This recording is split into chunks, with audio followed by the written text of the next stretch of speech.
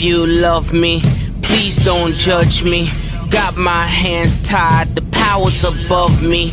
Don't shoot the messenger, I'm just a puppet here. If you wanna place blame, then look to the puppeteer. Family, fortune, envy, jealousy, privilege, passed on, legacy, secret, sabotage, borderline, felony, suicide, subtract, selfish, pedigree, yeah.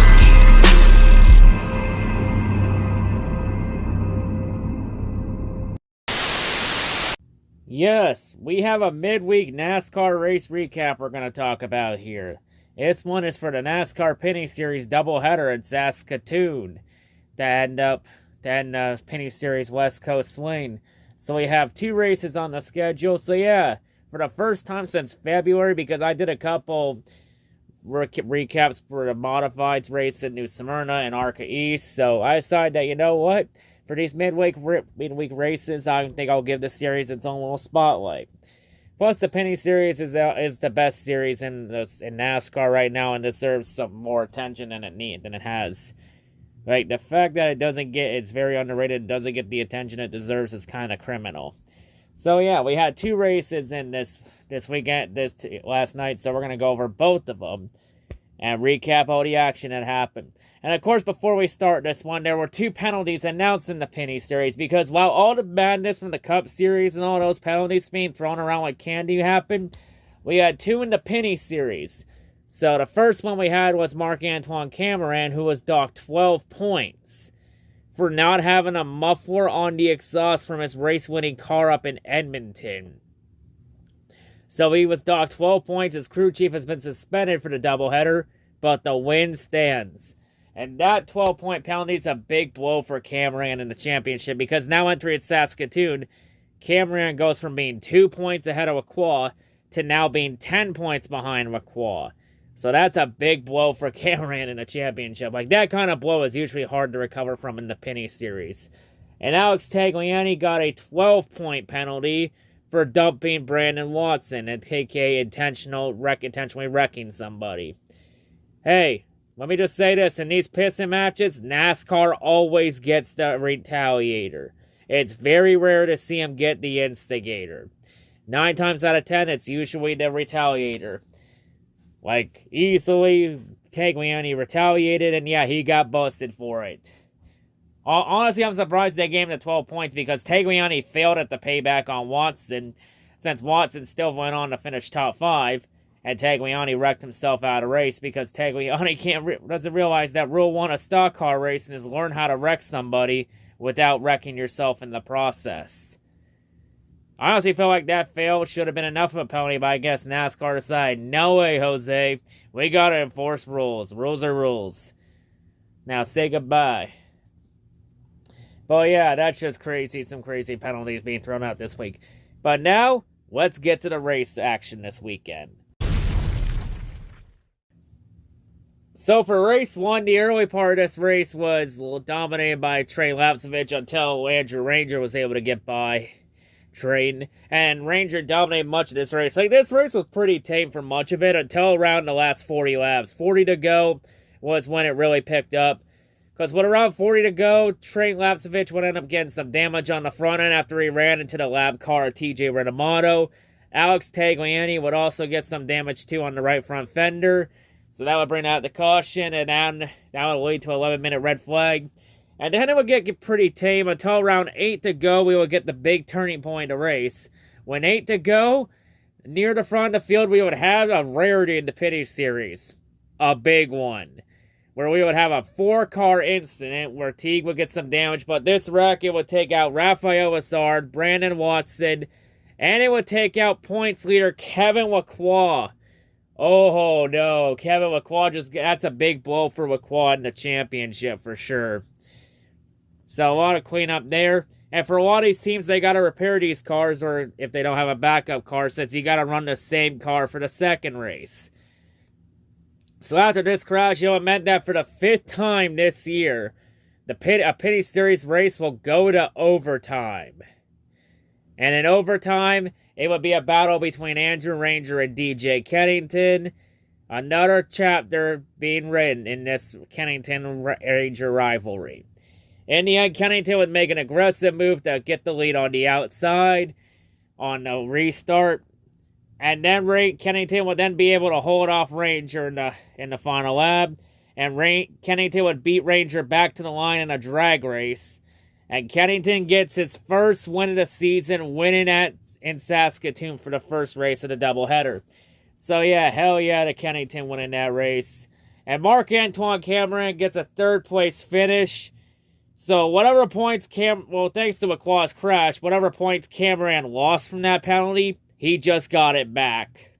And Trey Lapsevich, he comes all the way back from that crash damage with TJ Rinamato to finish in the top 5. And of course, the big story from this race. In 4th place, we have the driver making his Pinty Series debut, Kyle Steckley, finishing 4th in his Pinty Series debut. Of course, Kyle Steckley being the son of 4-time Pinty Series champion Scott Steckley. And for Kyle Steckley, he was with 22 Racing in the famous 22 car that his dad made famous in the Pinty Series. So we have the return of the 22. And Steckley gets a top 5 in his first race. Not bad, kid. Like, that kid definitely has potential. Like, I imagine this is just warming him up for next year. Because I imagine now, this more than likely means that Kyle Steckley's going to be running probably full-time in the 22 next year for 22 Racing. Like, it's great to see that 22 car back. Like, the fact that number wasn't running full-time this year was fucking criminal. But yeah, I had a feeling if it was coming back, it was going to be for Kyle. But yeah, Kyle Steckley gets a top 5 in his first start. Not bad. So yeah, of course, here are the championship standings after that first race. So Cameron goes back to the points lead after Lacroix's misfortunes. And it's getting a little tight there for that championship. But let's see what race 2 has in store for us. So now we get to race 2, and the starting lineup was decided by fastest laps in the first race. So that meant Donald Teach got the pole with Kennington starting second. And Kevin Lacroix, he actually went to a backup car because that front car, that primary from the first race was too damaged. So he went to a backup. So that meant that Kevin Lacroix would have to forfeit his 4th starting spot or would have to drop to the rear of the field. So, but hey, Kevin Lacroix has a fresh car, so he'll probably more than likely work his way through the field. So yeah, race 2 overall, it was a lot tamer than race 1. Like, Teach led the early part of the race, and then Andrew Ranger picked up where he left off in the first race and dominated the much of the race. And then around the midway point of the race, around halfway, Marc-Antoine Cameron would end up having an engine failure, as smoke would come from the exhaust, and he was forced to retire from the race. So much for race 1 and getting those points back, because after all that effort in race 1, Cameron got all the points he lost from that penalty back. He does all that work to get it back. And it's gone.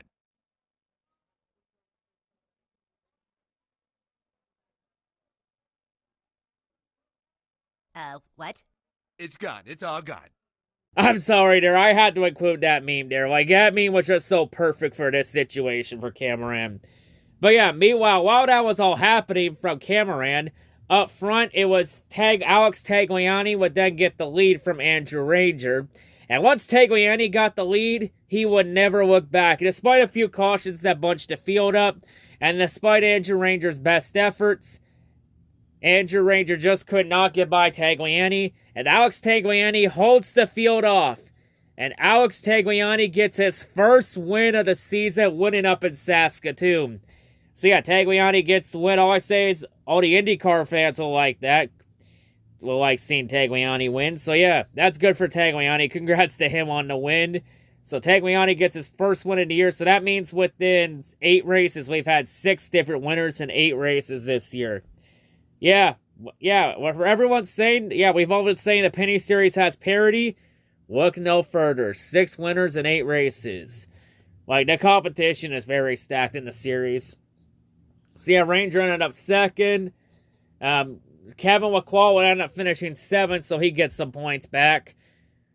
So yeah, Kevin Lacroix gets the points he lost from race 1 back, thanks to Marc-Antoine Cameron's misfortune. So both Cameron and Lacroix exchange misfortunes like a game of hot potato. So yeah, But yeah, that's been pretty much Kevin McCall on the ovals. He's been very hit or miss this year. His road courses are his real strength. So yeah, Tagliani gets the win. And that's to end West Coast win for the Pinty Series. So here are the point standings after the second race. So now it's a very tight championship. The top 5 in points are only separated by 11 points total. Lacroix leads DJ Kennington by 1 point. Man, the fact that DJ Kennington is now back in the championship hunt after he's been very hit or miss this year is pretty fucking crazy. Camerani now falls to 3rd in points, 5 points back. Just keep this in mind. If Cameron didn't have that penalty, he would be leading Lacroix by 7 points. So yeah, that's how much of a difference that 12-point penalty makes. And then we got Tagliani in the mix too. Actually, LP Dumoulin in the mix with 8 points back. And Andrew Ranger rounds out the top 5 and 11 points back. So yeah, it's pretty crazy that Andrew Ranger still has a shot at this championship, despite the first half of the year being when he looked like absolute dog shit with that crappy car. Okay, to be fair, the only real bad race Ranger had this year was Sunset. Sunset, he ran like absolute dog shit. Because the other 2 races he struggled in, like Canadian Tire, he was running running top 3 until the rear axle went. And then in Newfoundland, he was literally running for the lead when the engine went. Rangers just had some bad luck, but I did say this though. I've always said that when we get to Toronto, once Ranger figure in that team, King Lepsovich figure that car out and get that car to Andrew's liking, Andrew was gonna be a force to be reckoned with the second half of the year. And so far, my prediction of how Ranger was gonna be a force to be reckoned with the second half of the year has come true. Because since Toronto, he's had 4 top 3 finishes, 3 seconds and a third. See, I think it's safe to say that now Caden Lapsevich has that car to amp Andrew Ranger's wheelhouse. So yeah, it would be crazy if Ranger can still win this championship despite these early struggles he had early in the year. But hey, like I've always said, this season's not a sprint, it's a marathon. So now 5 races to go. This championship battle is really heating up. It's very tight. So 5 races left. 3 of them are on road courses. So far, I would say this championship is leaning more toward Lacroix's favor, but Ranger could make a run at it too. I think it could be Ranger, Lacroix, and Cameron. This championship is wide open. But I would have to say I would favor Lacroix right now because we got iCar in the second race at Canadian Tire coming up. And we all know Lacroix dominates both those tracks like the back of his hand. Trois Riviere, Lacroix's man, okay. I don't think Lacroix wins that race, but I could see Lacroix winning iCar and Canadian Tire. I mean, Delaware, it all depends on how Lacroix does in the 4 other races leading up to it for the finale. Because we all know Lacroix this year on the ovals, he's been the equivalent of boom or bust. Lacroix will either go have a strong run, or he will DNF, because so far this year, both of Lacroix's DNFs this year have come on short tracks. Up in Chaudière, and then the first race in Saskatoon. And we also got Oswego, the dirt race, and to be honest, for the dirt race, that dirt race is a fucking wild card, because we really honestly have no fucking clue how that race is going to go. That race honestly is a total crapshoot. But yeah, I think really for Lacroix, whether he wins this championship or not, it all depends on if he can survive the madness of Oswego, and if he can put himself in a good position entering Delaware. Because if he can do well at 12 Riviere, iCar, and Canadian Tire, he could put himself in a position where at Delaware he just has to do the bare minimum to win the championship. This championship heats up, Lacroix easily, at this point, Lacroix controls his own destiny. But I know all the Lacroix fans are going to be in comments and are going to timestamp this and say, C-Rad, we've been in this position many times. It's not over till it's over, and I agree, it's not over. The season's not a sprint, it's a marathon, but we're getting close to the nitty-gritty of the year. So yeah, next race for the Pinty Series will be in a couple weeks when they head off to Trois Rivières for a street circuit race in Trois Rivières, Quebec, which has become a crown jewel in the Pinty Series. So as the remaining races will take place in Ontario and Quebec. So yeah, that's all for this Pinty Series recap. This championship is really heating up. So yeah, that's all I gotta say. Hope everyone has a great day, and I'll see you all later this week for the Pinty for the NASCAR Cup recap at Indianapolis this week. And yes, I did hear about Sebastian Vettel retiring. I'm gonna address the Vettel retirement in the next episode of Days of Our Mercedes. So yeah, anyway, that wraps it up here. This Pinty Series Championship battle is getting interesting and heated up and dicey. But yeah, anyway, that's all I gotta say. Hope everyone's a great day, and I'll see you on whatever I make next. Peace.